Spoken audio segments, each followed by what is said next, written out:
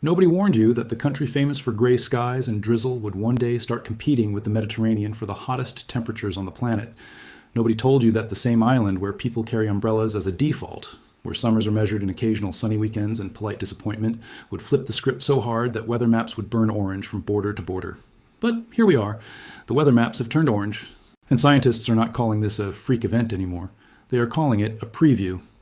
To understand what is actually happening, you need to go back a few steps and look at the bigger picture, because this orange map situation is not just a quirky headline.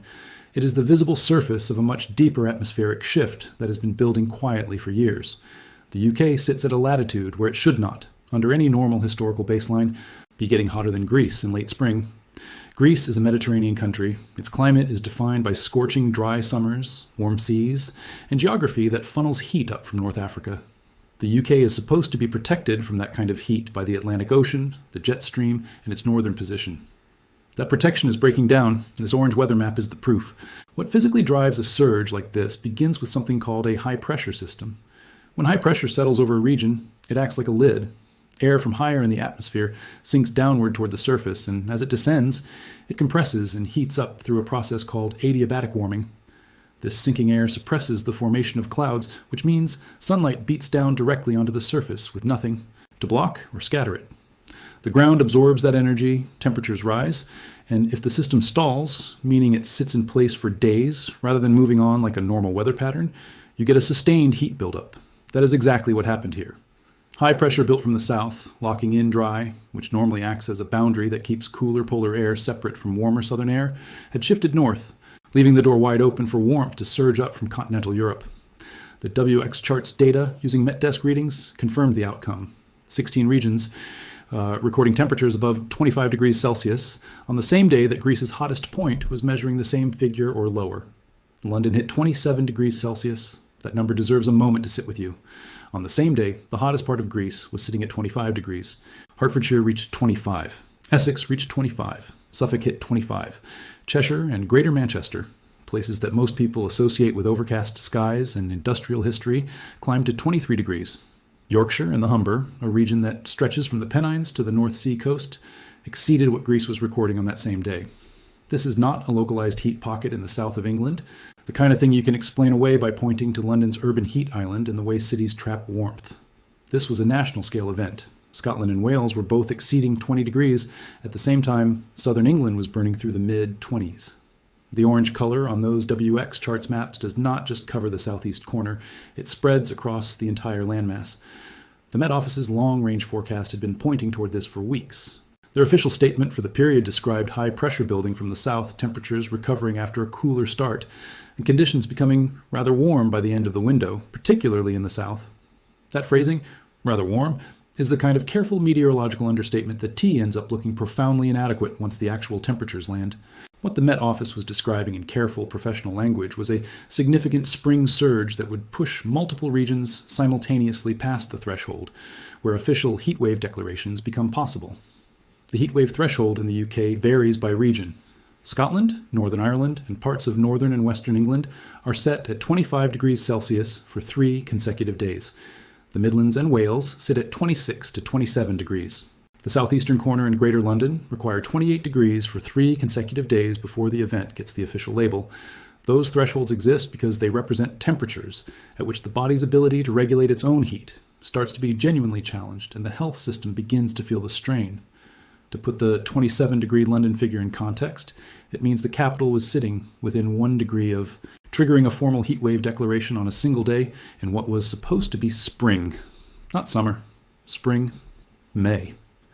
The seasonal calendar says this should be the time of year when British people are cautiously optimistic about whether a barbecue might be possible at the weekend. Instead, the country was competing with the Mediterranean and winning. The science of why the UK keeps ending up in these situations has become one of the more urgent research areas in European climate science. Oxford University's Environmental Change Institute has described the atmospheric structure driving these events as being controlled primarily by mid-latitude weather dynamics, while also noting that climate change very likely makes these events more intense and more frequent. The mechanics involve what happens when a heat dome forms over continental Europe. A heat dome is essentially a stubborn area of high pressure that traps hot air beneath it. When one settles over the Iberian Peninsula, France, and the Alpine region simultaneously, It pushes warm air northward along the western edge of the system. A high-pressure center positioned, as it has been in multiple 2025 events, near the Netherlands creates an intense southerly flow that draws warm, moist air directly over the UK and Ireland. The UK does not need to be underneath the heat dome itself to be affected. It just needs to be in the right position relative to the dome's edge, and the warm air does the rest. The spring of 2025 added another layer to this. North Atlantic and Northwest European Sea surface temperatures were running at record highs for the time of year. The UK's Met Office recorded that sea surface temperatures around the British coastline were running 1.5 to 2.5 degrees Celsius above average, and waters west of Ireland were up to 4 degrees above where they should be for late spring.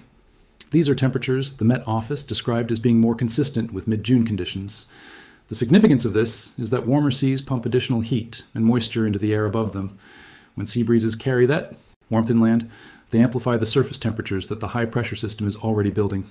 The marine heat wave had been running since early March 2025, making it one of the longest and most sustained on record for that time of year.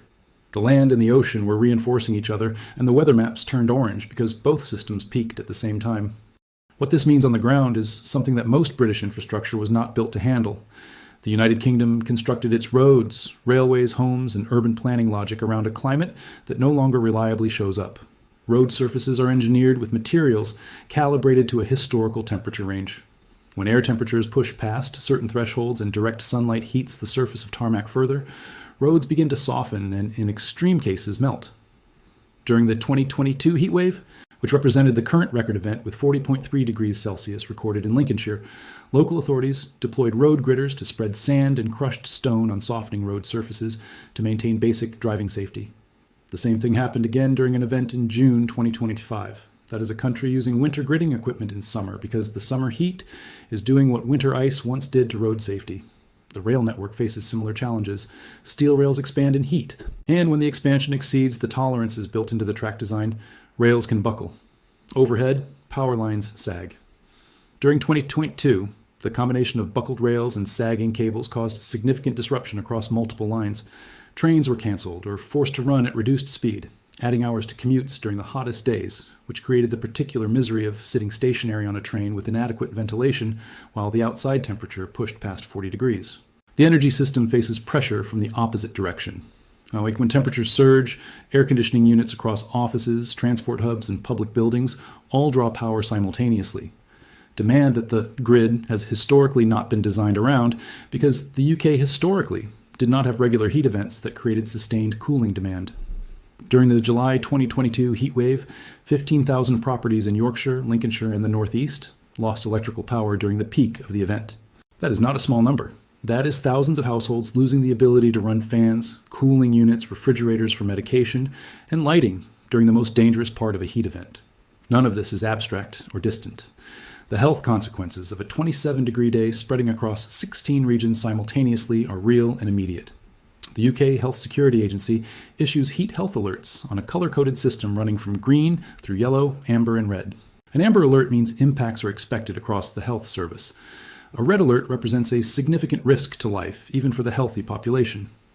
During the June 2025 events, which pushed temperatures in southeastern England past 32 and in some spots toward 34 degrees, an amber heat health alert was issued across England. Scientists at Imperial College London estimated that the June-July 2025 London heatwave alone resulted in around 260 heat-related excess deaths. Of those, approximately 170, representing 65% of the total, were directly attributable to climate change. The researchers put it another way. Climate change tripled the death toll. Without the warming that has already occurred, the event would have been 2 to 4 degrees cooler, and most of those people would have survived. In a world without any human-caused warming, an event like this in London would be expected roughly once every 60 years. In the current climate, it is expected every 6 years. The vulnerability is not distributed evenly.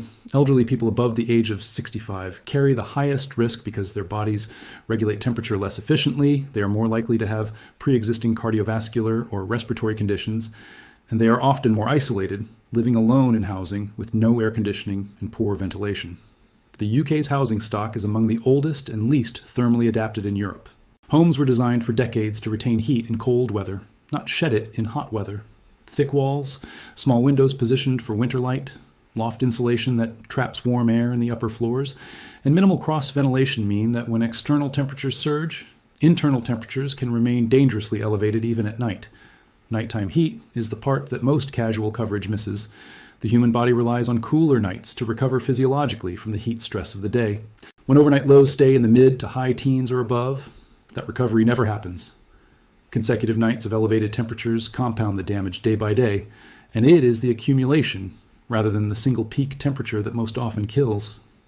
The urban heat island effect adds further pressure to city residents. Cities absorb and store heat in concrete, asphalt, brick, and glass. Dark surfaces absorb solar radiation during the day and release it slowly through the evening and night. Urban areas can run 5 to 10 degrees Celsius warmer than surrounding countryside after dark. During the 2003 European heat wave, which killed tens of thousands across the continent, excess deaths in London increased by 42%. The satellite image of London taken during the 2006 heat wave showed dramatically cooler zones around the Thames, Richmond Park, Hampstead Heath, and the reservoirs near Heathrow Airport. The green spaces and water bodies were visibly buffering the heat. The rest of the city was absorbing it. The financial scale of what these events cost the country is staggering and rarely discussed directly. The Office for Budgetary Responsibility has modeled the potential fiscal costs to the UK over the next 50 years from heatwave-related damage, additional NHS demand, infrastructure failure, and emergency response. Their estimates range from £49 billion in a scenario where global temperatures are kept below 2 degrees Celsius of warming, rising to £64 billion in a 3-degree scenario. Those figures are in 2024-25 prices and represent only the direct fiscal costs to the public sector. They do not capture productivity losses, private property damage, agricultural impacts, or the broader economic drag from heat, related illness. Livestock are also affected. The 2022 heatwave resulted in several million premature deaths of housed poultry and increased mortality during livestock transport. Crop productivity drops when temperatures exceed the optimal growing range consistently, and soil moisture stress from dry, hot conditions compounds the damage over a full growing season.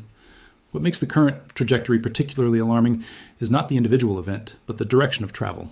Spring 2025 was the warmest and sunniest spring on record for the United Kingdom. The summer of 2025 then went on to see the Met Office formally declare 3 separate heat waves within a single season, the third coming in July. Scientists have been explicit about what the models show. The Met Office has projected that without significant emissions reductions, average summer temperatures in the UK could regularly reach 38.5 degrees Celsius by the 2040s. The 2022 record of 40.3 degrees in Coningsby, Lincolnshire, which shocked the entire country and triggered the first ever red extreme heat warning in Met Office history, would, in that scenario, be an unremarkable summer afternoon. The IPCC has stated with virtual certainty that heat waves will become more frequent in all parts of the world as the climate continues to warm. Scientists at World Weather Attribution found that the June 2025 UK heat wave, which brought widespread temperatures above 32 degrees Celsius, was made 100 times more likely by climate change compared to the pre-industrial baseline. The comparison to Greece matters not just as a striking statistic, but as a symbol of how far and how fast the climate envelope of the United Kingdom has shifted. Greece has spent centuries adapting its architecture, its daily rhythms, its agriculture, and its culture to cope with Mediterranean heat. Buildings are designed with thick stone walls, small windows, shaded courtyards, and light colors to reflect sunlight. People rest during the hottest hours. The food culture, the social patterns, the infrastructure have all evolved around the reality of summer heat. Britain has done almost none of that adaptation, because until very recently, it did not need to. The UK is now regularly hitting Mediterranean temperatures without Mediterranean preparation. The houses are wrong for this heat. The trains are wrong for this heat. The cities are wrong for this heat. The NHS has a plan and a color-coded alert system, but researchers at the London School of Economics and the Grantham Research Institute have repeatedly noted that the UK's extreme heat response remains piecemeal, lacking a multi-sectoral approach, and insufficiently adapted to the speed and scale of the challenge. The orange map is not a curiosity, it is a document. Every time those weather maps shift from green and yellow to amber and orange, they are recording something that was statistically nearly impossible a generation ago, and is now showing up multiple times per year. The 16 regions that beat Greece on that map include places from Yorkshire to London, from Manchester to Essex, from Hertfordshire to Suffolk. A spread so wide it covers the industrial north, the agricultural east, the commuter south, and the capital simultaneously. The science behind each of those colored zones points in the same direction. A high-pressure system that will not move, a jet stream that has shifted north, seas that are running warmer than they should be, and a background warming trend that makes every individual event hotter than it would otherwise have been. The Met Office has more than doubled its estimate of the probability of a hotter than average UK summer compared to historical baselines. Climate scientists have confirmed that without human-caused warming, you would expect a London heatwave of this character, roughly once every 60 years. In the current climate, you expect it every 6. That tenfold increase in frequency is not a projection. It is not a model. It already happened. The 2025 data is in. 3 heat waves in one summer, record spring temperatures, orange maps in May, 16 regions beating Greece before June. The infrastructure buckled in predictable ways. The health service issued alerts. The death toll was real and documented and substantially attributable to climate change. And the trend line continues to point upward. Understanding this matters because the instinct in any culture is to treat an unusual weather event as a novelty, file it under remarkable summer memories, and move on when the temperature drops back to normal. The problem in the UK right now is that what counts as normal is shifting faster than public awareness and public policy are keeping up with. The houses are still being built with the same thermal logic as the houses from 40 years ago. The rail network is still operating with track tolerances inherited from a cooler era. The urban planning frameworks in most British cities still treat green space and water features as aesthetic choices rather than survival infrastructure. Hospitals are full of patients who cannot regulate body heat, and the wards themselves frequently have no air conditioning. Schools close during peak heat events, not because anyone planned for that, but because the buildings become unsafe and there is no alternative. The question that the orange map forces is simple. Is the UK going to treat each of these events as an isolated weather story? Or is it going to connect the data points and respond at the scale the problem now demands? Research published by the Grantham Research Institute suggests that the country is still operating in reactive mode, acting after heat events rather than before them, and that the gap between the climate it faces and the infrastructure, policies, and public awareness it has built is growing wider rather than narrower. The Met Office's 3-month outlook for April through June 2025 flagged that the entire period was likely to be warmer than average. That warning did not produce a wholesale shift in preparation. It produced a weather forecast news cycle, followed by the actual event, followed by the orange maps, followed by the emergency alerts, followed by the deaths, and then the slow drip of scientific papers confirming what everyone with access to historical data had already predicted. What the orange map is really telling you, if you are willing to read it as a signal rather than a seasonal headline, is that the gap between the climate the UK was built for and the climate that is now arriving is widening every single year. Every orange pixel on those WX charts maps represents a zone where the air temperature has moved outside the range that was considered the reliable norm for that part of the country. 16 of those zones beat Greece in a single event. Scientists from Oxford, Imperial College, the Met Office, and the LSE are all pointing at the same data. The UK's seas are warmer than they have been since satellite monitoring began in 1982. The spring of 2025 was the warmest on record. The summer declared 3 heat waves. The deaths were counted, and the majority were linked directly to warming that would not have happened without human greenhouse gas emissions. And the forecast for the coming decades on the current emissions trajectory is more of the same at higher intensities. The orange on those maps is not a weather anomaly. It is the new arithmetic of a warming island learning, under pressure and often too slowly, what it means to no longer be as protected from heat as its latitude once suggested it should be.